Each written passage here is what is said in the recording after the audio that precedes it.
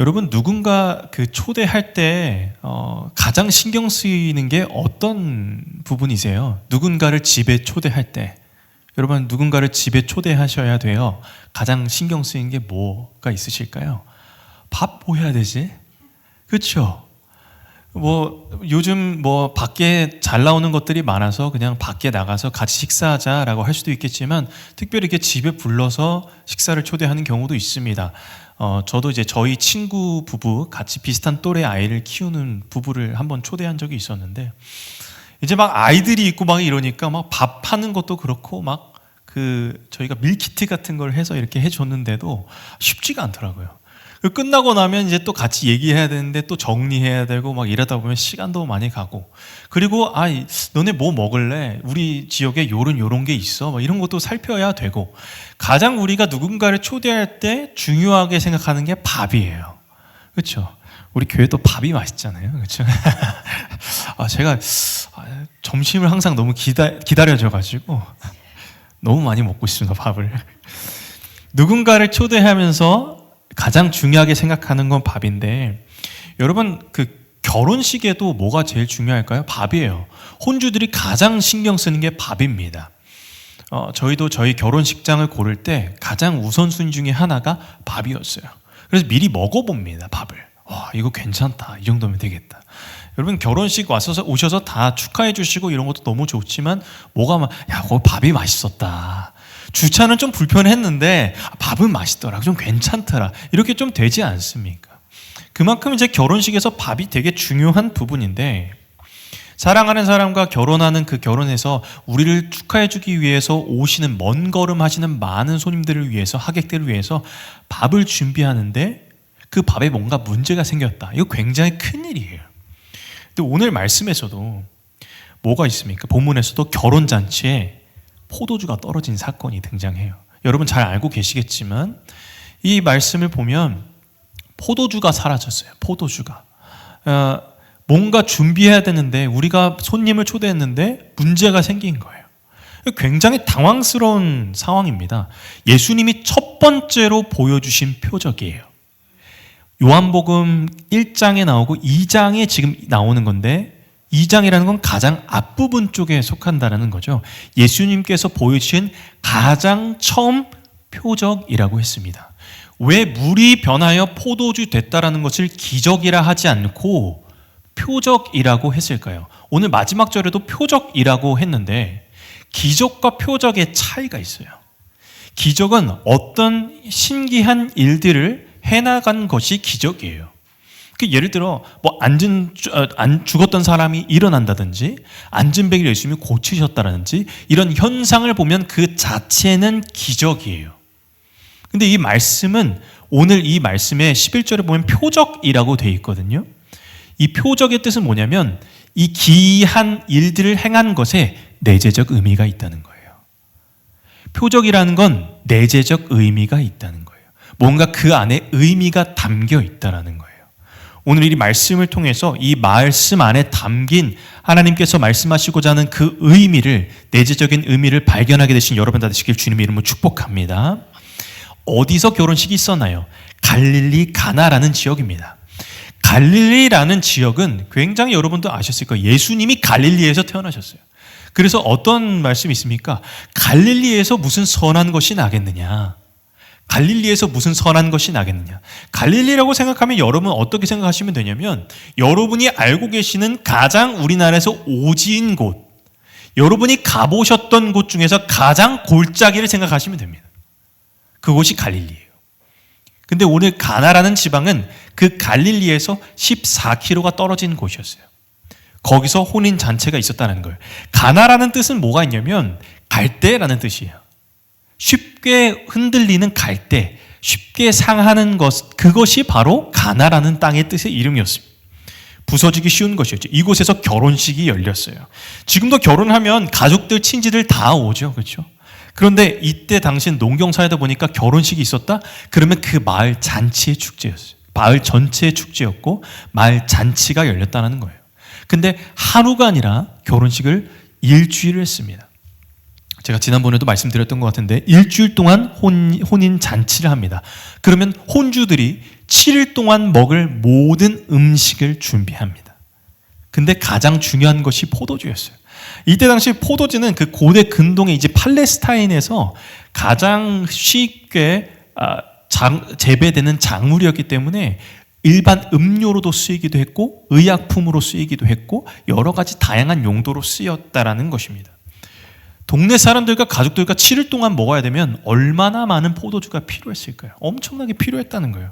근데 어떤 이유에선지 사람이 더 많이 왔는지 아니면 준비를 덜 했는지 그건 모르겠지만 중요한 건 포도주가 떨어졌다는 거예요. 여러분, 포도주가 떨어졌다는 건 무슨 의미를 할까요? 여러분이 혼주인데 생각해 보십시오. 하객들이 먹지도 않았는데 음식이 떨어졌다? 이거 엄청난 거예요. 저희 결혼식에 오셨는데 이제 식사를 해야 되는데 음식이 떨어졌다? 뭔가 마셔야 될 음료가 없다? 굉장히 당황스러운 사건입니다. 근데 이때 당시 유대 그리스도인들, 특히 이제 중동 고대인들의 생각들은 뭐였냐면 이때 음식이 떨어졌다? 이건 가문의 수치입니다. 이 음식을 준비해야 되는데 음식을 준비 못했다? 가문의 수치가 되는 거예요. 뷔페나 우리가 먹는 그 결혼식장에서 물이나 음료가 없어도 난리인데 이때 당시 포도주가 없다? 지금처럼 쿠팡이나 배달의 민족으로 쿠팡 이츠로 시킬 수도 없고 14km, 갈릴리에서도 꼴짜기에서도 14km 떨어졌기 때문에 무슨 배송을 받을 수도 없고 어떻게 해결할 수 있겠습니까? 지난주 김장 하셨는데 제가 월요일날 먹었거든요. 김치가 너무 맛있더라고요. 그래서 이제 보쌈을 해주셔서 같이 먹었습니다. 여러분, 보쌈에 김치 해서 먹자고 불렀는데 김치가 없어요. 이거 그럼 어떻게 보쌈만 먹어요? 대략 이런 상황이라고 생각하시면 됩니다. 가장 중요한 게 빠진 거예요. 그리고 당시 유대교 상황에서는 포도주가 없다? 어떤 걸 의미하면 기쁨이 없다는 거예요. 기쁨이 사라졌다는 거예요. 우리를 기쁘게 할 수 있는 것이 사라졌다는 거예요. 근데 참 이상합니다. 예수님의 어머니 마리아가 예수님께 포도주가 없다고 얘기합니다. 아들 예수님, 포도주가 없습니다. 예수님의 반응이 있어요. 4절을 한번 같이 읽어볼까요? 예수께서 이르시되 여자여 나와 무슨 상관이 있나이까 내 때가 아직 이르지 아니하였나이다. 아멘. 자, 예수님께서 뭐라고 하세요? 나와 무슨 상관이 있습니까? 자, 여자여라는 거는 뭐 여자를 낮춰서 말하는 게 아니에요. 예를 들어 요런 여사님 요 정도인 거예요. 어머니를 낮춰서 부르는 게 아닙니다. 어머니, 이 포도주가 없는 거랑 나랑 무슨 상관이 있습니까? 내 때가 이르지 않아. 사실 예수님 말씀이 맞아요. 아무리 혼주와 친하고 가족이어도 예수님이 이 상황과 무슨 상관이 있습니까? 그렇죠? 포도주가 떨어진 것과 예수님도 하객으로 가신 건데 예수님께 무슨 상관이 있다라는 말입니까? 여러분, 이 말씀을 통해서 우리가 기억해야 될 것은 이겁니다. 우리가 믿는, 우리를 구원하신 이 구원은 당연한 게 아닙니다. 우리의 구원은 당연한 게 아니에요. 예수님 우리를 구원해야 될 이유가 없어요. 우리를 구원하시지 않아도 예수님은 아무 상관이 없는 분이에요. 그럼에도 불구하고 우리를 구원하셨다는 사실입니다. 우리 같이 이렇게 따라가 보겠습니다. 신앙은 주님과의 관계입니다. 신앙은 주님과의 관계입니다. 여러분, 오늘도 나와서 찬양하시고 예배드리시고 이제 추워지는 이때 왜 오늘 나오셨습니까? 아무런 상관없던 우리를 찾아오셔서 구원하신 주님과의 관계가 시작되었다는 겁니다. 이 사실을 기억하셔서 늘 주님과의 깊은 관계로 나아가신 여러분 되시기를 주님의 이름으로 축복합니다.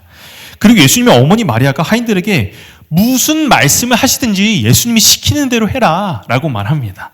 예수님 뭐라고 말씀하셨을까요? 6절에서 8절, 재밌는 말씀입니다. 6절에서 8절 같이 읽겠습니다. 거기에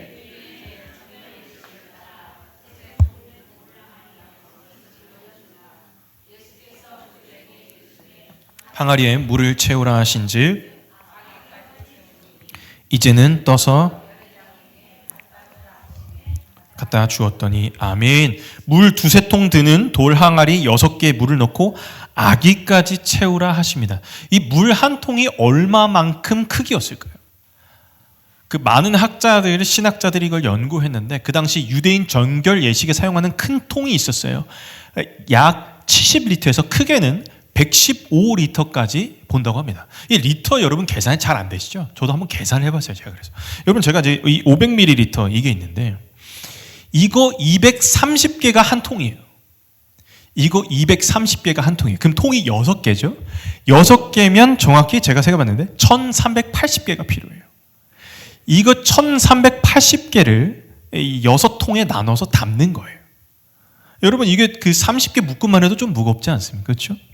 근데 여러분 우리가 지금 그래 물을 채워라 라고 하면은 어떻게 했어요? 주방에서 그냥 호수에 연결해서 물 채워 이렇게 생각했지만 그 당시 고대 근동사회입니다. 여러분 두레박 같은 걸로 가서 물을 떠왔어야 됐어요. 물을 길러왔어야 됐어요. 그 많은 물을 길러오는 것 그 자체가 굉장히 큰 일이었어요. 자, 좋습니다. 그러면 물을 연결해서 지금처럼 뭐 호수로 연결해서 받는 것도 아니고 그래도 많은 양인데 물을 길러와서 6통을 아귀까지 끝까지 채웠다고 해봅시다. 근데 중요한 것은 뭐냐면 여러분이 하인들이라고 생각해 보세요. 이 하인들이에요. 예수님이 이제 자 물을 끝까지 채워라 그리고 나눠줘라라는 거예요. 저는 물을 기르는 것보다 이게 더 어려울 것 같아요. 물을 기르는 거 육체적으로 하는 일을 할 수 있죠. 근데 이걸 어떻게 가져다 줍니까? 내가 어떤 욕을 먹으려고? 포도주입니다 나왔는데 물이에요. 포도주입니다 하고 줬는데 물이에요. 이거 완전 욕먹는 거예요. 이거 나눠준 사람이 이거 완전 뒤집어 쓰는 거예요. 내가 이걸 어떻게 뒤집어 쓰라고? 이걸 나한테 시키시나? 여러분 우리가 할 말씀에 순종해야 합니까? 하지 말아야 합니까? 순종해야 합니다. 말씀에 순종하는 것입니다. 신앙의 정수는 순종이 있습니다. 사무엘상 15장 22절에 순종이 제사보다 낫고 라고 말씀하지 않습니까? 하나님의 말씀을 따르고 순종하는 것이 신앙의 정수입니다. 근데 여러분 순종이 뭐죠? 순종이 어떤 걸까요? 우리가 교회 내에서 하는 순종, 교회 내에서 하는 헌신들 있잖아요. 여러분 섬기고 헌신하고 순종하는 것 할 수 있습니다. 그러나 그 순종을 나의 자리까지 가져가는 거예요. 나의 자리까지, 내가 사는 자리까지 가져가는 게 진짜 순종이에요. 예수님을 믿는다라는 것이 언제나 쉬웠던 적이 없었던 것 같아요. 기독교 역사를 보면 예수님을 믿는다는 게 쉬웠던 적이 단 한 번도 없었어요. 예수님 믿는다라고 말하는 게 밖에서 점점 유독 더 어려워지는 시대인 것 같습니다.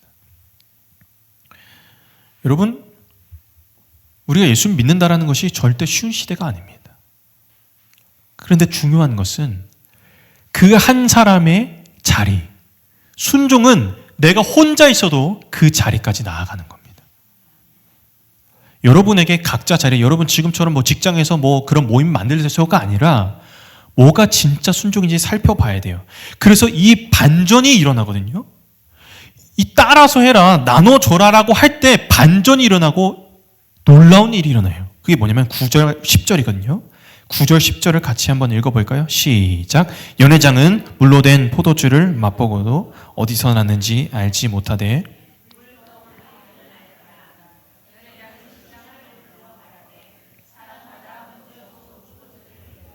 취한 후에 낮은 것을 내거늘 그대는 지금까지 좋은 포도주를 두었도다 아니라. 아멘. 여러분, 물이 포도주로 변했다라는 것을 넘어서 이게 전에 했던 것보다 훨씬 맛있어. 이렇게 되는 거예요.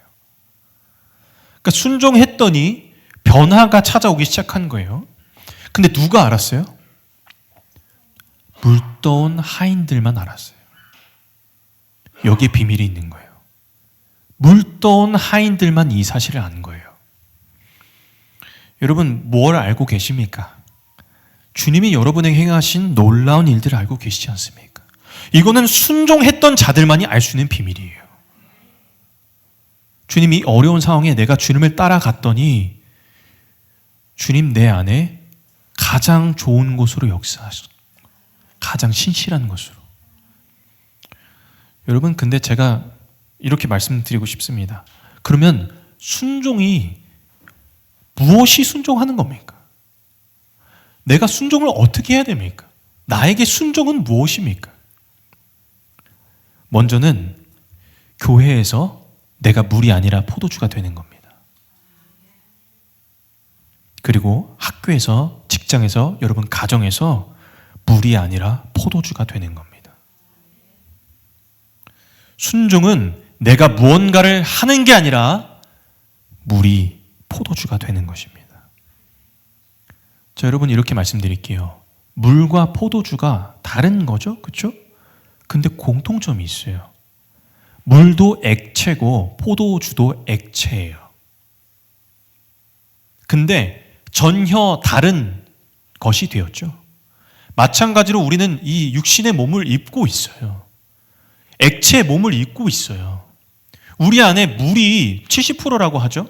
우리 안에 물이 있어요. 그러나 똑같은 사람들이 있어요. 그러나 물이 포도주가 되는 거예요.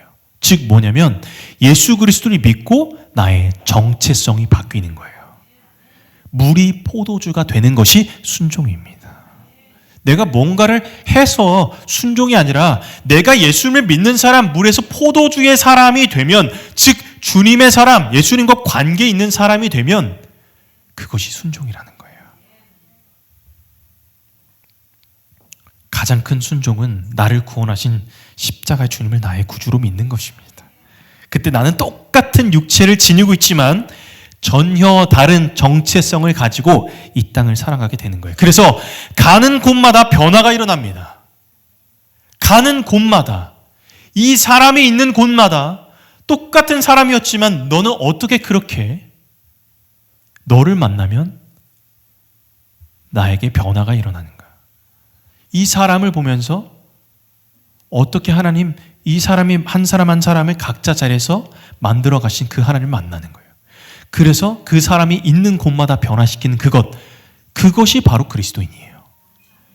예수님 믿는 그리스도인들이 이 모든 것을 해서 지금껏 세상을 바꿔왔어요.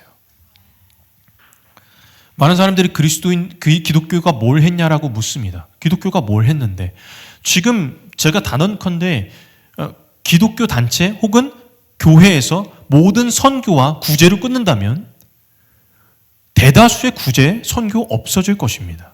섬김 없어질 것입니다. 믿는 자들이 이것들을 이어오고, 그럼에도 불구하고 많은 욕을 먹고 어려움이 있음에도 불구하고 섬겨오는 그 섬김과 헌신과 주님이 나를 사랑하셨기 때문에 나의 모든 것을 내어드리는 그 헌신과 순종이 있었기에 지금껏 교회와 이 기독교가 유지된 것 아닙니까? 순종하는 자들, 예수님을 믿는 자들을 통하여 이것이 유지되었다는 것입니다. 오늘 본문에 포도주가 떨어졌죠. 여러분, 포도주가 사라졌다는 것은 기쁨이 사라졌다는 것입니다. 여러분 혹시 삶을 살다가 기쁨이 떨어질 때가 있으시죠?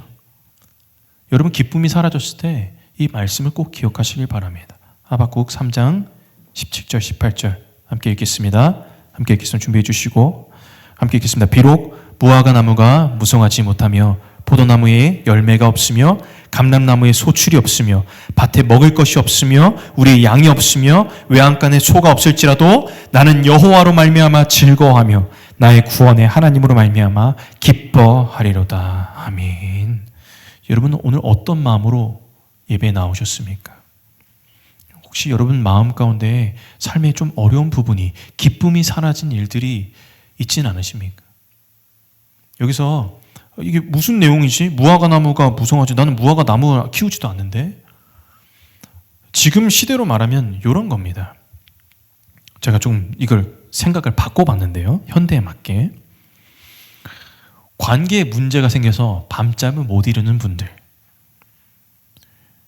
부모의 문제, 자녀의 문제 때문에 늘 골머리를 앓는 분들, 물질적인 것 때문에 어려움을 당하는 분들, 취업이 안 돼서 걱정하는 분, 공부해야 되는데 학업에 문제가 생겨서 지혜가 부족한 사람, 연애해야 되는데 누굴 만나야 될지 모르는 사람, 배울자를 위해서 기도하는 사람, 결혼 어떻게 해야 되지 고민하는 사람, 내 미래, 내 노후 모든 것을 고민하는 자, 그 모든 것이 어려워서 힘들어하고 기쁨이 사라진 자들, 그럴지라도 뭐라고 말씀합니까? 나는 여호와로 말미암아 즐거워하리로다. 내 구원의 하나님으로 말미암아 기뻐하리로다. 기쁨이 사라졌을 때 주님, 나에게 이런 어려움이 있습니다. 그럼에도 불구하고 나는 여호와로 말미암아 즐거하며 나의 구원의 하나님으로 말미암아 내가 기뻐합니다. 왜냐하면 이것이 물에서 포도주로 변한 그리스도인, 순종하는 그리스도인의 고백이에요. 내가 무언가를 주님 앞에 드렸기에 내가 어떤 것을 하기에 순종이 아니라 주님께서 우리에게 원하시는 순종은 네가 물에서 포도주로 변하였니? 너의 정체성이 변하였니를 묻고 계신 겁니다. 이제 말씀을 좀 마무리해 보겠습니다. 여러분 200년 전에 영국의 캠브리지 대학교가 있어요. 이 일화가 조금 유명한 일화인데 뭐 각색됐다라는 내용도 있지만 어쨌든 이 표현이 있는 건 사실이에요. 기말고사 문제로, 종교학의 기말고사 문제로 예수님이 물로 포도주를 바꾼 사건에 대해서 서술하시오. 신학적으로 뭐 여러 가지 서술이라는 건 긴 거예요. 그렇죠? 막 길게 써야 되는 거예요. 근데 그런 기말고사 문제를 이제 받았는데 한 학생이 적지 못하고 있는 거예요. 이렇게. 그가 공부를 안 했는지 아니면 문제가 너무 어려운지는 모르겠지만 적지 못하고 있는 거예요. 그러다가 마지막에 한 문장을 적어서 냈는데 그게 A+ 학점을 맞았다고 합니다. 어떤 말이냐면 한번 보여주시겠어요? Water saw its creator and blushed. 물이 창조주를 보고 얼굴을 붉혔다. 이걸 제 식대로 정말 조금 다르게 표현해 보자면 물이 창조주를 보고 얼굴이 발그레해졌다는 거예요. 여러분 무엇을 보고 여러분 얼굴이 발그레해지십니까? 여러분 정체성이 물에서 포도주로 변하여지셨습니까? 이것이 오늘 여러분에게 원하시는 하나님의 순종입니다. 하나님이 여러분에게 이 순종을 원하시는 거예요.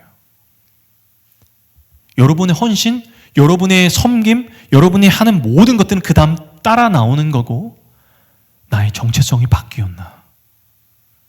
나는 기쁨이 사라질 때 구원의 하나님, 나의 정체성을 바꿔주신 하나님으로 인하여 내가 기뻐하는가? 내가 즐거워하는가? 반주해 주시겠어요? 여러분 이 사흘째 되던 1절에 보면 사흘째 되던 아침에 갈릴리 가나에 물이 포도주가 되는 첫 표적을 행하셨다고 해요. 여러분 3일째 되던 해 이게 예수님이 담겨 있는 거예요. 내가 3일 뒤면 부활해서 너의 죄 있는 육신을 바꿔줄 거야.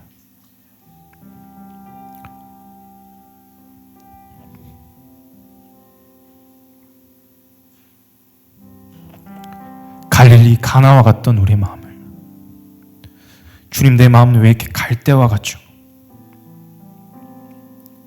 보잘것없는 나의 땅에 아무 상관없는 땅에 십자가의 보혈로 사흘 만에 부활하신 표적을 보여주신 주님, 그 주님이 우리에게 물으시는 거예요. 너는 지금 나의 포도주가 떨어졌을 때